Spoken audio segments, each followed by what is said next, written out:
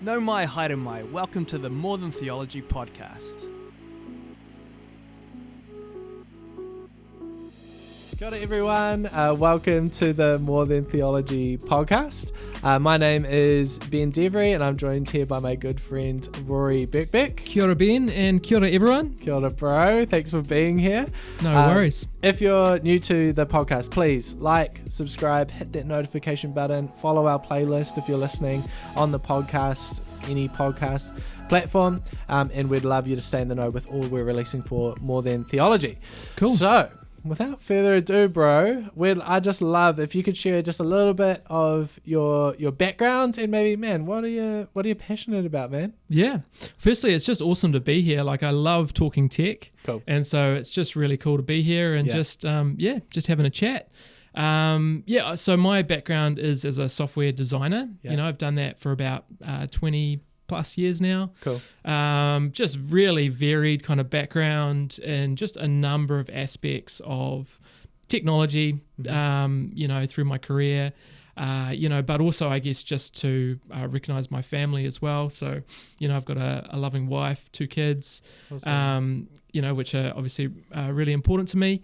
So I guess just diving back into it, a couple of my key strengths, I guess, passions is mentoring young people. Cool. So I love mentoring young people, seeing them grow.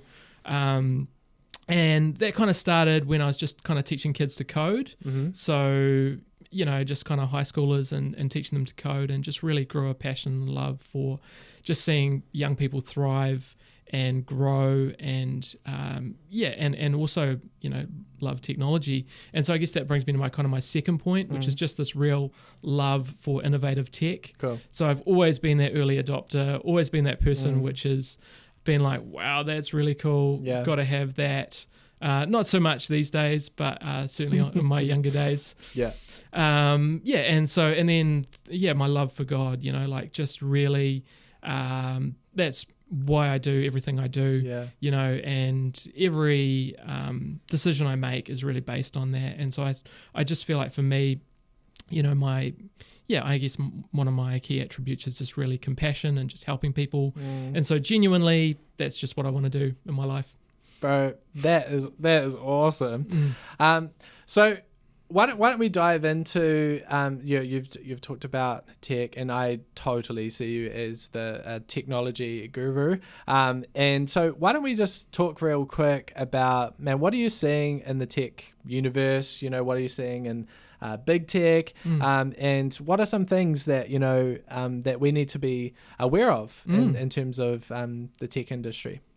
Yeah, so I guess the big thing for me that I want to talk about, we've just gone through lockdown, we've just come out of lockdown, and obviously a lot of people using technology.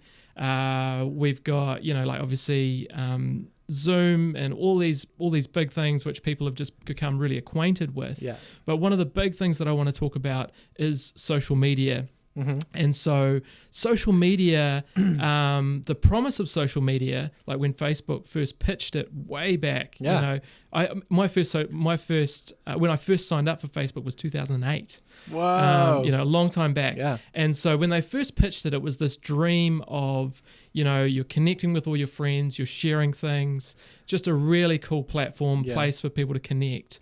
But as things have transpired, it's just been a very different situation, where we've landed, and just a very different place. Yeah. And so I guess I just want to say that we need to get off of Facebook. Right.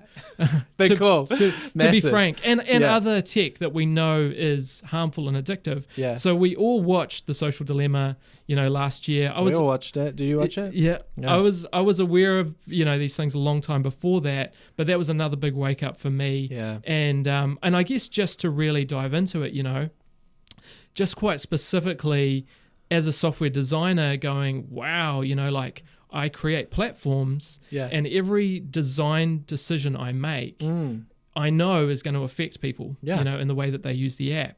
And so when I look at it through that lens, and I go, okay, so Facebook are designing features, and they're designing features intentionally to profit at other people's expense. Yeah. It's, it's quite a sad situation. It is sad. Yeah. But at the same time, it's also like, well, actually, all of that promise of tech, if you looked at it from a design lens or a creation lens, if we jumped on the right platform, which didn't have all these attributes to it, we could be having a really fulfilled version of that, because I strongly believe that the creator of the platform has the influence of the fruit that it's going to produce. Right, okay. And so if we look at it through that lens and we go, well, actually, the addictive nature of something like Facebook, the way that it's designed intentionally to keep us scrolling, the way that it's designed to intentionally make us compare ourselves against one another. Totally. And this is especially for young people, like if you could just imagine growing up in a social media world, where you have a like button, and like there's just all of this comparison going on, and you can't escape from that because you're in isolation, you're in lockdown, and this is your lens of how you are seeing your friends.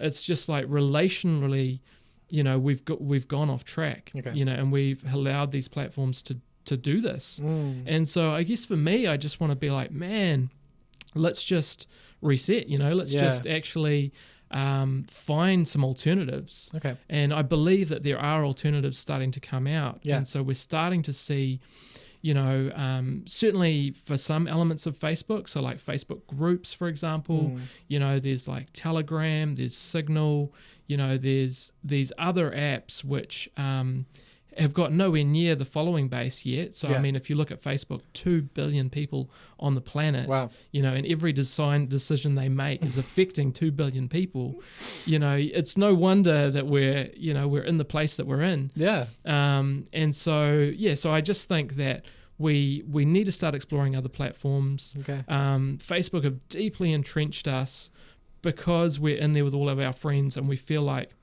if we move, we're going to move to a platform where our friends aren't. So we really need to make sure that we are building new platforms which is really easy to get onto, because that's one of the things that Facebook's done really well, is being able to get on get onto Facebook as easy as you possibly can. So any new platforms need to do that. I believe they need to be open and they need to be transparent in the way that they're governed. So I believe that there's a lot of censorship coming through big tech because they're looking at it through the lens of what they think are right and wrong, and obviously it seems that everybody has a different version of the truth these days, and so it's my truth versus your truth.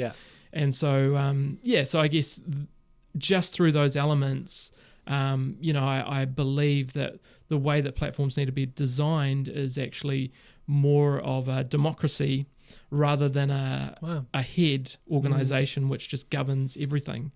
And so, Mark Zuckerberg was quoted in saying, the way that we can solve these problems is more Facebook. And so when you have someone who genuinely just believes that the problem to solve technology is more technology, we've kind of gone into this Tower of Babel situation, where actually what we need is someone to say, the way to solve these technology problems is actually just to disconnect. To relationally connect outside of technology. To go outside, to get fresh air. Building another feature actually is not going to help us. There's really good elements of technology, like love being able to connect with my family in Melbourne or, my granny in South Africa, or, things that were never possible. And that's the really good element, I guess, of social media and where we've got to with technology, but also just seeing the way that some of these platforms are designed and going, well, what are the alternatives, So, What are the alternatives? Have you got, like you mentioned, you've rattled off a few there. I don't know, like one or two alternatives that you are seeing that maybe people know or might not know about? So I think like even within Facebook, there are like plugins you can get to like remove the like button. So, that might be quite helpful for young people who find it quite hard to break out of Facebook. Because their whole culture, their whole world is on there. And I know, like Instagram, I think they've already kind of started doing that. They've moved away from that, which is obviously quite good. But then, as I say, like I just think that there's a lot of other elements which are still really not good about it and quite addictive. So, there's the likes of Telegram coming through, there's the likes of Signal, but I'd really like to see some open source platforms really becoming mainstream, and as I say, like I think that's where that kind of transparency will come in, and that kind of that situation where people go, well, this actually fits me, fits my values, they're not trying to squash certain elements of what I believe, or things like that. So I guess that's what really excites me, is that I think we're almost in that place.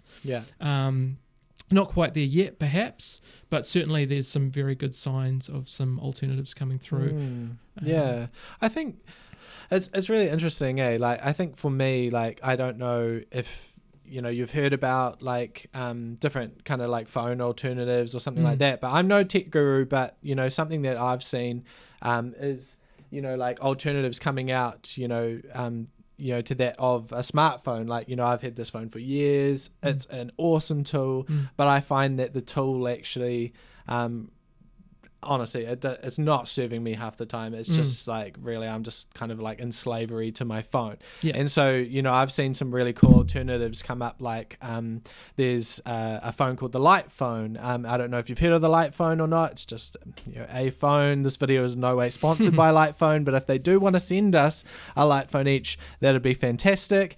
But I really like the Light Phone because the whole ethos is behind it is that it's technology that really serves you and respects you.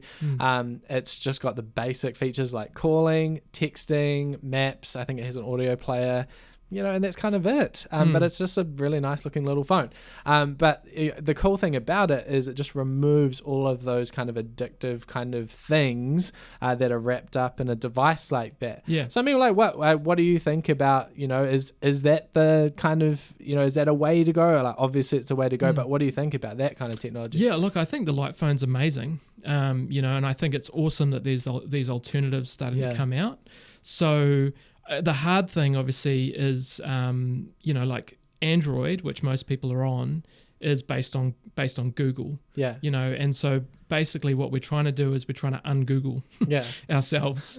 And so there's a few other alternatives that are starting to come out like that, where it's more of a cut down version without Google. It becomes quite hard because there's obviously so many apps on the on the Play Store which people need and want, like the COVID Tracer app, for example. Big one.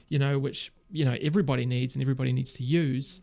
And so it's just quite hard when you're a designer like the Light Phone. And there's a group of people throwing a curveball, like COVID. That's right. So so there's these elements, and and so for them developing an app store is obviously quite difficult, and things like that. But so I guess it's really cool that there's lots of alternatives starting to appear. I think we're going to see lots and lots more, and I think we definitely need to start just being able to and being open to those kind of alternatives. So and I think we have got to recognize that there are some good things that are being done.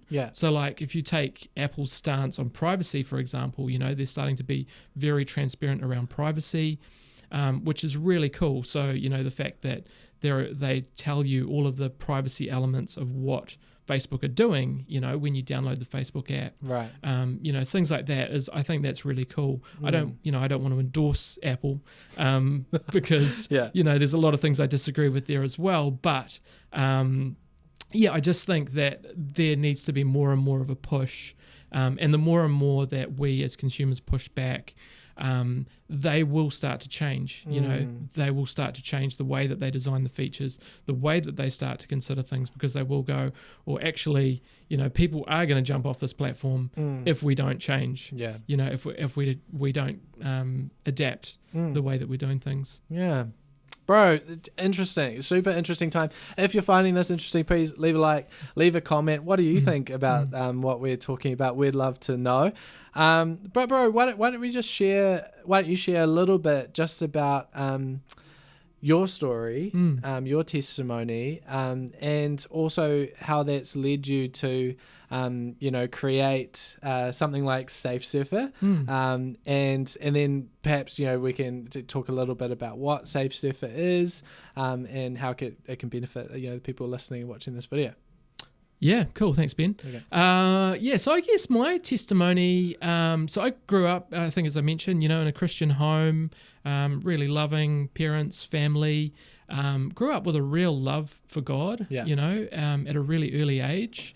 And it was really interesting. Like, one of the memories my mum has is like I was doing this swimming race, and I was coming first in the swimming race. Yeah. And I stopped to help. It was like a swimming race where you had to wear all these clothes.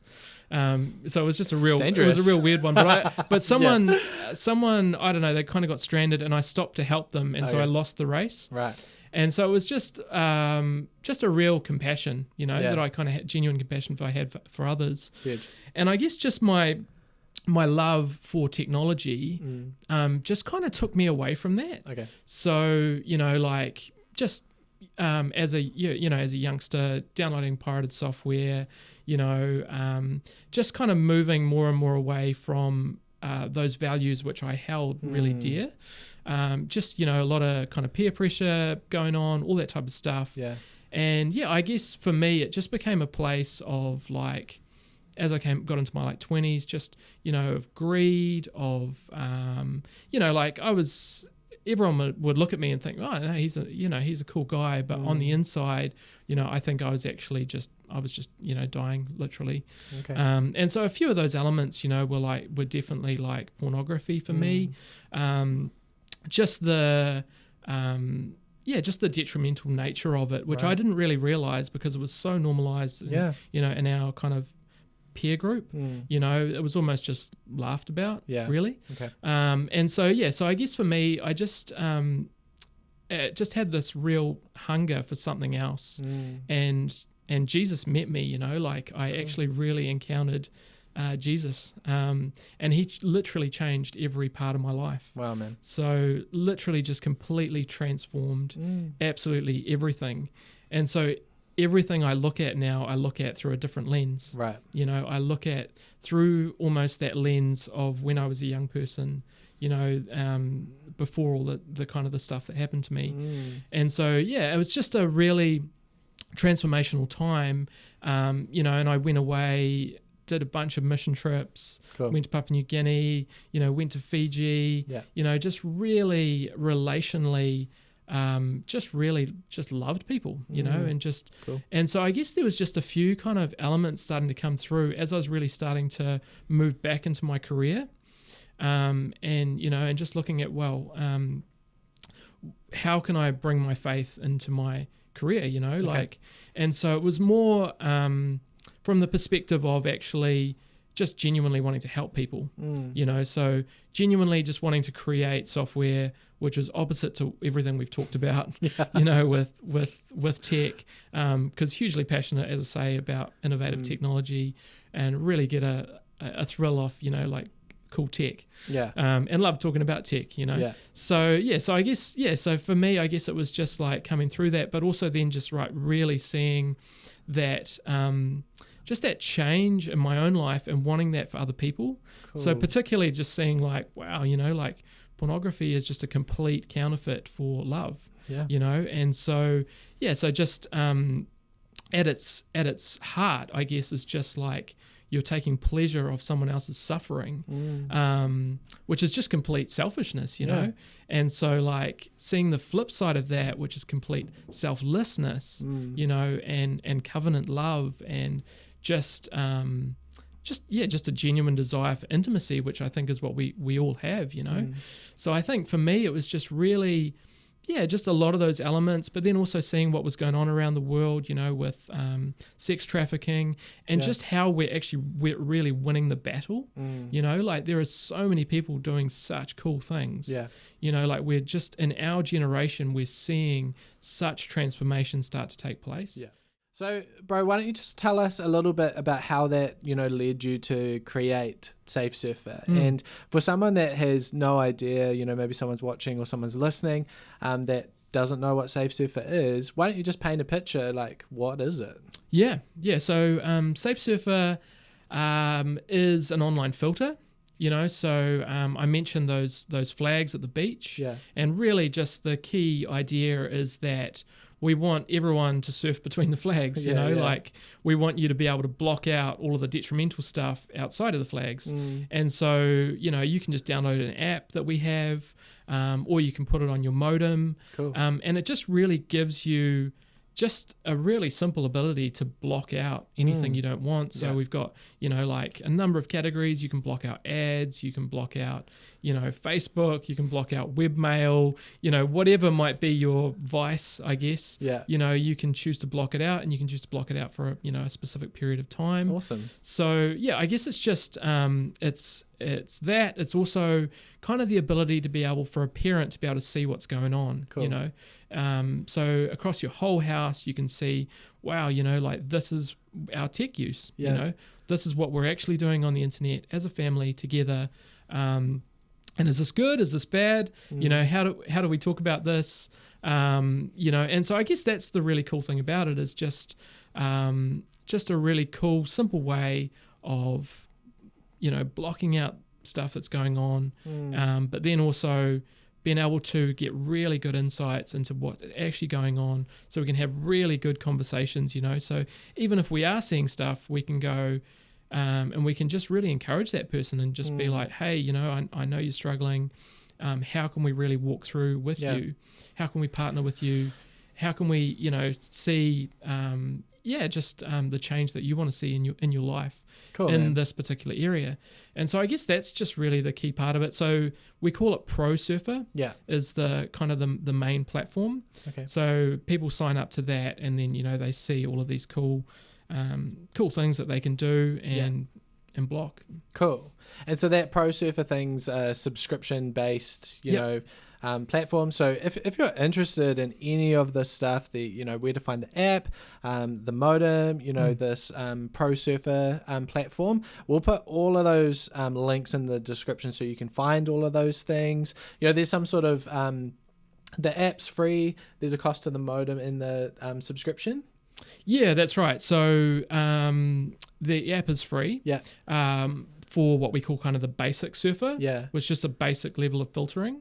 But as soon as you want to, see all of that reporting that I mentioned, that's where you sign up for the Pro Surfer. Awesome. And so at this point it's $7 a month. Cool. So you sign up for $7 a month for all your devices, and it's just really peace of mind. Yeah, fantastic. What a bargain. So we encourage you, sign up to that subscription, go and check out SafeSurfer. We'll put links so you can find all that SafeSurfer has to offer. But bro, I just want to say thank you so much for being here and sharing your heart, and also sharing about what you're doing in this realm. I'm so grateful for you and the team at SafeSurfer for all the work that we're doing, and I'm sure you guys will be too. So if you've liked this video, please like and subscribe and hit that notification button. If you're listening, please follow our channels, and we'll see you in the next one. Ka kite anō.